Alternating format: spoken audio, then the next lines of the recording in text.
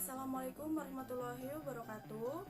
Saya Sulasni dari Universitas Perwira Purbalingga, Fakultas Ekonomi dan Bisnis. Pada kesempatan kali ini saya akan menjelaskan materi tentang pengangguran. Di setiap negara pasti ada pengangguran. Dari negara maju seperti Amerika Serikat, apalagi negara berkembang seperti negara kita ini, Indonesia. Pengangguran sendiri merupakan sebuah golongan angkatan kerja yang belum melakukan kegiatan yang menghasilkan uang. Pengangguran sendiri tidak berbatas pada orang yang belum bekerja. Namun, orang yang sedang mencari pekerjaan atau orang yang sudah bekerja namun pekerjaannya tidak produktif pun dapat dikategorikan sebagai pengangguran. Pengangguran tersendiri dibedakan menjadi dua golongan. Yang pertama, pengangguran berdasarkan sebab terjadinya, dan yang kedua, pengangguran berdasarkan lamanya waktu bekerja. Pengangguran berdasarkan sebab terjadinya dibedakan menjadi 4. Yang pertama, pengangguran siklikal. Pengangguran siklikal terjadi karena maju mundurnya perekonomian di suatu negara. Semakin menurun perekonomian di suatu negara, maka daya beli masyarakatnya pun akan ikut menurun. Akibatnya, perusahaan akan mengurangi jumlah produksi dan memberhentikan banyak pekerjanya. Yang kedua, pengangguran struktural. Pengangguran ini terjadi karena perubahan struktur perekonomian. Contohnya, peralihan tenaga kerja dari sektor perkebunan ke sektor industri. Tentunya para pekerja harus menyesuaikan diri apabila ingin bekerja di sektor industri.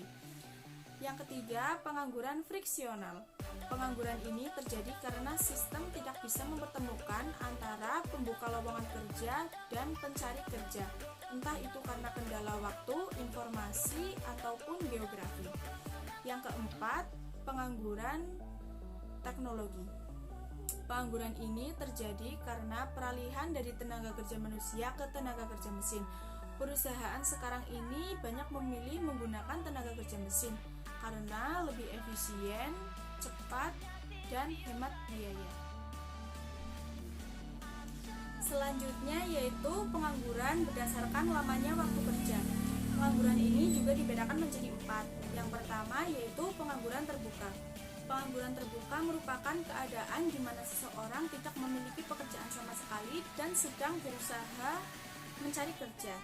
Penyebabnya yaitu tidak ada lowongan pekerjaan ataupun ketidakcocokan antara lowongan pekerjaan dan latar belakang pendidikan mereka. Yang kedua yaitu pengangguran setengah pengangguran. Pengangguran ini ditujukan kepada mereka yang memiliki pekerjaan namun jam kerja mereka tidak memenuhi standar, yaitu hanya 7-8 jam per hari, sehingga penghasilan mereka pun tidak memenuhi kebutuhan sehari-hari.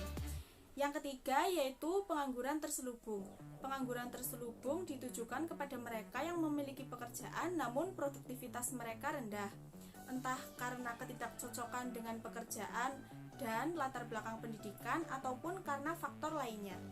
Dan yang terakhir atau yang keempat yaitu pengangguran musiman. Pengangguran musiman ditujukan bagi orang-orang yang tidak dapat bekerja ketika pergantian musim. Misalnya yaitu orang-orang yang bekerja di sawah. Mereka hanya akan bekerja saat panen dan menganggur kembali setelah panen untuk menunggu musim panen berikutnya. Begitu pula dengan para nelayan di laut. Ada beberapa faktor yang menyebabkan pengangguran di Indonesia semakin membludak. Yang pertama yaitu jumlah tenaga kerja dan jumlah lapangan kerja tidak seimbang. Yang kedua adalah kemajuan teknologi. Yang ketiga adalah keterampilan dan pengalaman pemohon tidak sesuai kriteria. Yang keempat adalah kurangnya pendidikan. Yang kelima adalah kemiskinan. Yang keenam adalah PHK. Yang ketujuh adalah lokasi kerja yang jauh atau tempat tinggal yang jauh. Yang kedelapan adalah persaingan pasar global. Yang kesembilan adalah kesulitan mencari lowongan pekerjaan. Yang kesepuluh adalah harapan untuk calon pekerja terlalu tinggi. Adapun cara untuk mengurangi pengangguran. Sebenarnya pemerintah sudah melakukan banyak cara untuk mengatasi pengangguran, seperti memperbanyaknya pelatihan pekerjaan dan lain sebagainya. Namun, untuk mengurangi pengangguran tentu saja harus ada kesadaran dari diri sendiri. Meskipun seseorang memiliki pengalaman dan keterampilan yang baik, jika dia malas dan tidak kreatif, maka tentu saja akan sulit bagi negara untuk mengurangi pengangguran. Namun yang jelas, dalam mengurangi pengangguran seharusnya tiap perusahaan lebih memperluas kesempatan kerja dan tidak membeda-bedakan pencari kerja. Berikut ini merupakan sedikit ulasan mengenai pengangguran yang membludak semenjak adanya pandemi COVID-19 di Indonesia.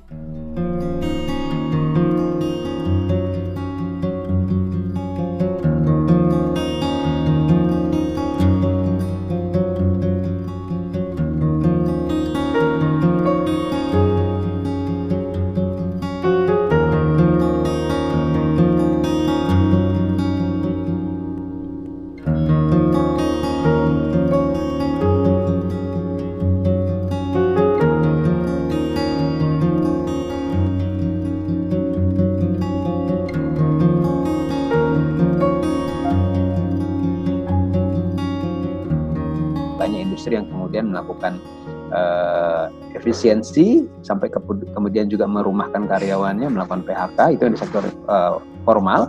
Yang di sektor informal, terus kalau kemudian orang-orang yang bekerja di sektor formal itu banyak yang melakukan dibatasi pergerakannya dan juga aktivitasnya harus kemudian working from home. Nah, ini otomatis informal ini banyak yang kemudian kehilangan penghasilannya karena mereka bergantung pada aktivitas orang-orang yang bekerja di sektor formal.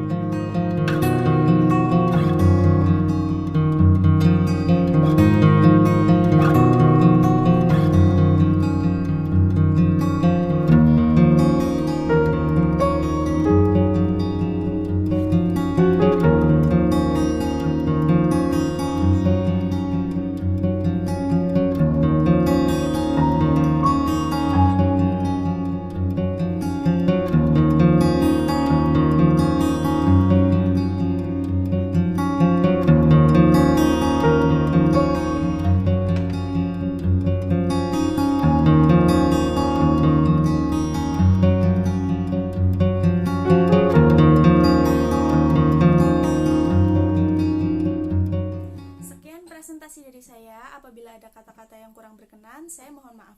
Wassalamualaikum warahmatullahi wabarakatuh.